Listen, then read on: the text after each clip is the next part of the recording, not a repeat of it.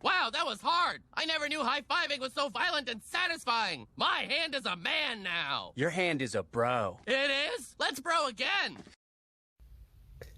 Real quick, before we begin, boys, in a previous video, I mentioned how, hey, I'm on somebody's payroll right now. The next day, I get a survey request from Facebook saying, hey, where are you working? Look, Google, Alphabet, I know you're listening. I make content to be listened to, so I get it. I get it. But could you be a little less nefarious, openly nefarious when it comes to the surveillance shit? All right? I mean, take it easy there, champ. So, boys, with that being said, what do we think here, huh?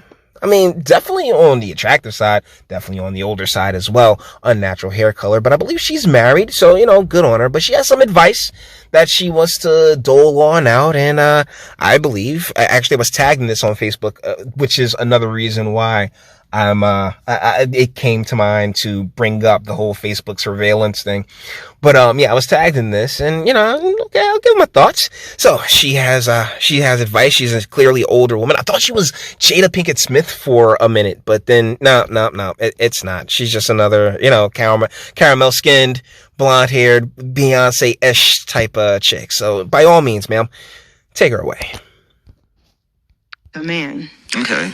If you're a really highly successful woman who's doing very well financially, men don't date with those standards. Yeah. You date with who makes you happy. What if she can't get over that? She's like, I want somebody on my level. Good luck. Have that. Okay, so the first bit of advice that she gives is for women to date like a man. Boys, how many times we gotta say it? We're not the same thing. Even at advanced age, even at advanced incomes. Fellas, we've talked about this.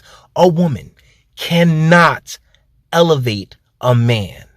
And if she makes ridiculous amounts of money, but you don't, like it's you can pull a Matt Damon's wife for but so long until she's completely unattracted to you, and she walked into the relationship cheating for the most part. There's probably another dude she's knocking on, she clapping cheeks with, but he's married, so no, nothing for her to really get into. So might as well marry you, take care of you for a little bit, and it's cute, it's fun, you got photos, maybe even a kid or two, but ultimately she will just grow to resent you. That is female nature. So her advice here about date like a man, ladies, like you, sweetie, you secured the bag, congratulations. But as far as a long term, if you're making $150,000 and you think you're going to be happy with a guy that's making $50,000 for an extended period of time, after the endorphins wear off and everything else like that, and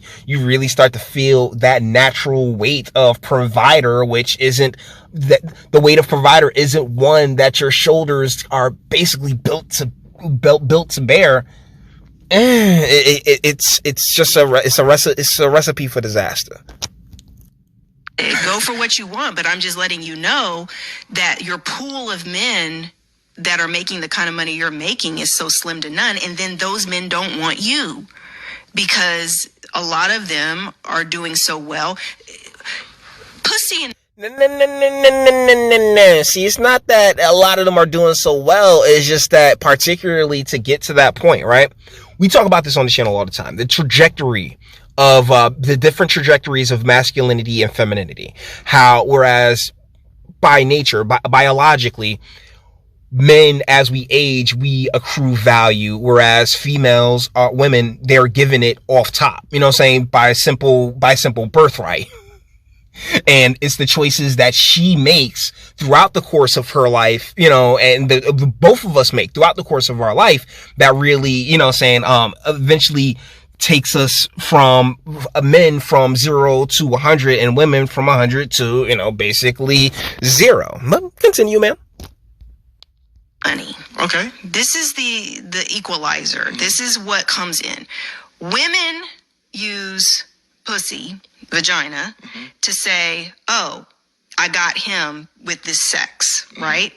Men use money. Yeah. So money is this equalizer. This men get access to women that they would never have access to because of money. That's so true. Women do it because men will sleep with just about anything. I'm gonna put a really hard cap on that because I've actually left pussy on the table. If we keep it in the book, like I myself have left vagina on the table. It's not anything, okay? Like there is a range, okay? like I do believe that, what I'm saying, like 100% of men would probably sleep with around 80% of women, but there is that 20% range, and within that 20%, I believe that it's very individual, that like, hey, because trust me, I know when I'm being flirted with, right? I know when I'm getting thrown those vibes like, hey, yeah, what I'm saying? Yeah, you laughing at my jokes. You touching my arm there quite a bit there, sweetie. But either ways, that idea that men will just bang anything at a biological level, technically true. But I also believe it's tropish because, like I said, I've left a left cut on the table. I know plenty of dudes who do leave cut on the table for once again 20%, just a wide array of reasons. So it's no. We won't bang just about any. We won't. I'll put it to you like this. Yeah, okay, sure. I'll give you that. We'll bang anything, but that doesn't mean we want to build a life with anything. And normally when I think in context of, oh yeah, well, we want to build a life together, that's really where, children are involved. Cause I'm at a point now where I'm just like, without a kid being involved in, us raising up a kid together and us liking each other, right? Us liking each other enough to want to spend, just endless time with each other, like the dopamine rush and the endorphins popping off, like the end goal of that life that we aim to build together by all, traditional context is a child, right? It's true. And especially if it's private or secret and no one has to know. Mm-hmm. So I've seen women who are 5s. Yeah. But they're sleeping with a dude who's a 9. Yeah. She's got these ridiculous standards because she actually thinks this means that a man on that level would be with her. But he would never be with her. He's just using her for sex. But she thinks because her vagina has given her access to these men here, that this is the new standard. Men, money. They would never have access to these women, but the money gives them access to this. So for... I don't know. I mean, sure. Like I said, man, like it pays to be charming, gentlemen. I promise you. Like I promise you, make a feel good every once in a while. It helps. Women who are very successful and you want to only date those men in that pool, that men with money have access to women that are not on their level. Do you think he wants you? Unless you're a drop dead. But that's the thing. The money is what puts him on the level, sweetie. That money is the level. Like the resources that you have, that is that level. You do not have to be handsome, okay? Like once again, it's like she's trying to compare men and women when, once again, fellas, we're not the same thing at all. And it's all circumstantial. Let's be 100% real about it. Gorgeous, successful woman who has the body and all this, the looks to go along with your money. And even then they hardly still want you because they feel like they're in competition with you. And there's all this underlying dynamic around, and women don't like when I talk about this. Speak the truth, Rebecca. Why were you here? There's a... Okay, dude, take it easy. But like I say on the channel all the time, not competition, complementary. We're supposed to be complementary pieces, not competition. Difference between being pretty and being gorgeous. You know, a lot of women will be like, Did he really between being pretty and being gorgeous? Just be a decent human being. Okay? Be a loyal human being. You know, have some morals to you. Have some scruples about yourself. Have a little bit of discretion. You sit here and talk, well, there's a difference between being pretty and gorgeous. Let's listen to this bullshit. pretty. I don't understand. I'm pretty. Like, yeah, you're pretty, and you're pretty with your clothes on. Yeah. But there's women who are drop dead gorgeous, butt naked. Yeah. And that's a whole nother level. Like the difference between a guy. Oh my God. So it's all physical, right? Like as far as like what she's talking about and the levels that she's talking about, it's so fucking shallow.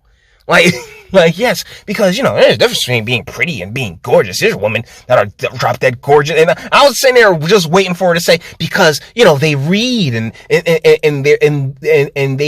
not that's just how they carry themselves, but, you know, they carry themselves with a bit of chastity. They are far more discerning about who they let inside of them and no. She's just like, yeah, it's all physical with her. And it's, of course, it's just gibberish and fucking nonsense, guys. And I think we're done here. Yeah, I'm done. I'm tapping out because you just got old boy right there, just like, yeah, girl, preach the truth.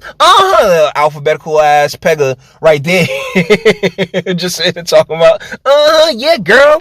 Like, man, hard pass.